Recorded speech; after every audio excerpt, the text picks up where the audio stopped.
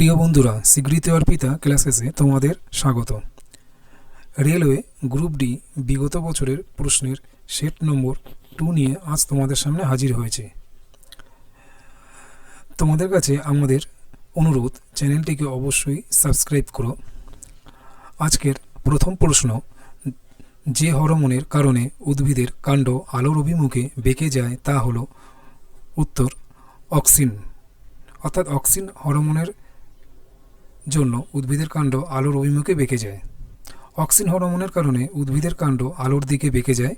Auxin হলো উদ্ভিদের বৃদ্ধি সহায়ক হরমোন। উদ্ভিদ আলোর দিকে বাঁকানোর প্রক্রিয়াকে ফটোট্রপিজম বলে। জিব্বেরেলিন হরমোন উদ্ভিদের বীজের অঙ্কুরোদ্গমে সাহায্য করে। অন্যদিকে সাইটোকাইনিন হরমোন কোষ বিভাজনে সাহায্য করে। আজকে 2 নম্বর প্রশ্ন, 25 গ্রাম সালফিউরিক অ্যাসিডে কতগুলি অণু থাকে? উত্তর 0.255। এখানে হাইড্রোজেনের পারমাণবিক ভর 1, সালফারের পারমাণবিক ভর 32 এবং অক্সিজেনের পারমাণবিক ভর 16। সুতরাং H2SO4 এর মোট ভর হচ্ছে, এখানে ক্যালকুলেশন করে তোমার বেরিয়েছে 98। তো অণু আছে এখানে দেখো 25 গ্রাম সালফিউরিক অ্যাসিড বেরিয়েছে বলেছে, তো 25 গ্রামকে আমরা 98 দিয়ে ডিভাইড করে বেরাবে তোমার 0.25510204008। তো আমরা 0.255 যেহেতু অপশনে রয়েছে, তো এটা আমরা নেব। আজকে 3 নম্বর প্রশ্ন, কোন মাধ্যমে একটি বস্তু 40টি কম্পন শেষ করে 2.5 সেকেন্ডে? তবে এই তরঙ্গের কম্পাঙ্ক ছিল উত্তর 16 হার্জ। একক সময় কোনো পুনরাবৃত্তিমূলক ঘটনার সংঘটন সংখ্যাকে তার কম্পাঙ্ক বলে। 2.5 সেকেন্ডে 40 কম্পন হয়, তো 1 সেকেন্ডে হয় 40/2.5 ইকুয়াল টু 16 হার্জ। আজকে 4 নম্বর প্রশ্ন, অবিক্রিয়াশীল গ্যাসগুলির জন্য কোন গ্রুপটি নির্দিষ্ট? উত্তর 18 নম্বর গ্রুপ। নোবেল গ্যাসগুলির স্থান গ্রুপ 18-তে। সাধারণ অবস্থায় নোবেল গ্যাসগুলি নিষ্ক্রিয় থাকে, তবে কয়েকটি চরম অবস্থায় এই গ্যাসগুলি সক্রিয় হয়ে ওঠে। প্রকৃতিতে যে 6টি নোবেল গ্যাস পাওয়া যায় সেগুলি হলো হিলিয়াম, নিয়ন, আর্গন, ক্রিপ্টন, জেনন এবং রেডন। এই গ্যাসগুলির মধ্যে রেডন হচ্ছে তেজস্ক্রিয়।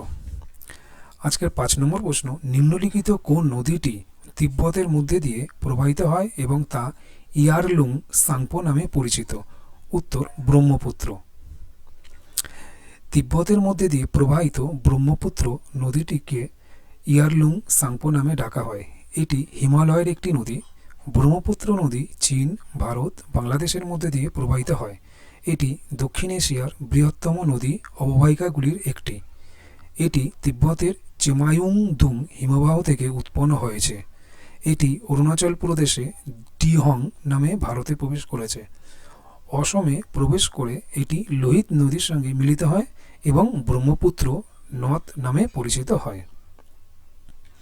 আজকে 6 নম্বর প্রশ্ন, নিম্নলিখিত কোন রাজা কোণারকে সূর্য মন্দির নির্মাণ করেছিলেন? উত্তর প্রথম নরসিংহদেব। উড়িষ্যার পুরীর কাছে কোণারকে সূর্য মন্দির নির্মিত হয়েছিল 13 শতাব্দীতে। এই মন্দিরটি নির্মাণ করেছিলেন পূর্ব গঙ্গা রাজবংশের রাজা প্রথম নরসিংহদেব। কোণারকের সূর্য মন্দিরকে ব্ল্যাক প্যাগোডা বলে অভিহিত করা হয়। এই মন্দিরটিকে 1984 সালে ইউনেস্কোর বিশ্ব ঐতিহ্যবাহী স্থান হিসাবে ঘোষণা করা হয়। আজকে 7 নম্বর প্রশ্ন, একটি পরমাণুতে নিউটন দ্বারা প্রোটনের ওপর প্রযুক্ত বলকে কি বলে? উত্তর নিউক্লিয় বল বলে। আজকের 8 নম্বর প্রশ্ন, সোডিয়াম হাইড্রোক্সাইড কিসের সঙ্গে বিক্রিয়া করে টেবিল সল্টের দ্রবণ উৎপন্ন করে? উত্তর hydrochloric acid. Sodium hydroxide hydrochloric অ্যাসিডের সঙ্গে বিক্রিয়া করে সোডিয়াম ক্লোরাইড এবং জল উৎপন্ন করে। এই বিক্রিয়াকে নিরপেক্ষকরণ বিক্রিয়া বলা হয়। সোডিয়াম হাইড্রোক্সাইড এবং দস্তা বা জিঙ্ক বিক্রিয়া করে সোডিয়াম জিঙ্কেট এবং হাইড্রোজেন গ্যাস উৎপন্ন করে। আজকে 9 নম্বর প্রশ্ন, কোন ভারতীয় প্রথমবার মিস ট্রান্স কুইন ইন্ডিয়ান 2017 সম্মানে ভূষিত হয়েছেন? উত্তর নিতাশা বি নয়না।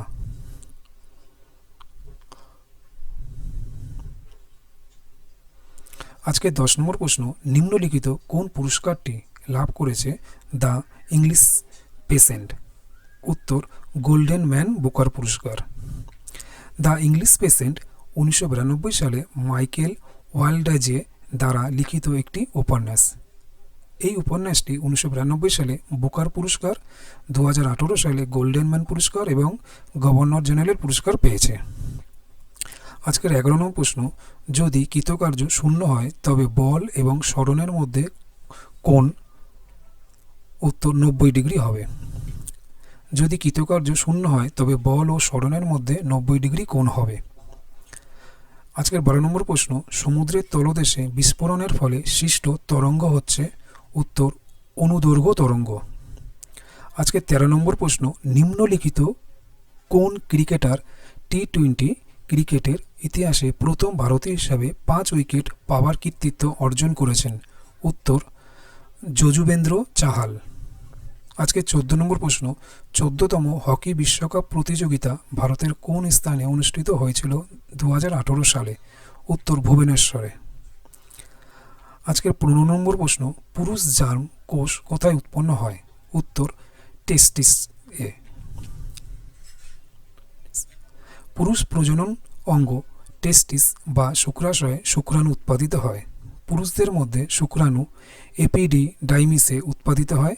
শুক্রাণু নালী এপিডিডাইমিস থেকে শুক্রাণু বহন করে। আজকে 16 নম্বর প্রশ্ন, যে মৌলটির পারমাণবিক সংখ্যা হলো 57 সেটি কোন ব্লকে রয়েছে? উত্তর, ডি ব্লকে রয়েছে। ল্যান্থানিয়াম হচ্ছে ডি ব্লকের একটি রাসায়নিক উপাদান যেটির চিহ্ন La এবং পারমাণবিক সংখ্যা 57। এটি একটি নরম রূপোর রঙের সাদা ধাতু যা খোলা স্থানে রাখলে সহজে বিবর্ণ হয়ে যায় এবং নরম হওয়ার কারণে ছুরির সাহায্যে সহজেই কাটা যায়। আজকে 17 নম্বর প্রশ্ন, একটি বস্তুর উপর থেকে নিচে পড়ার সময় নিম্নলিখিত কোন শক্তিটি এক সময় বৃদ্ধি পায়? উত্তর, গতিশক্তি।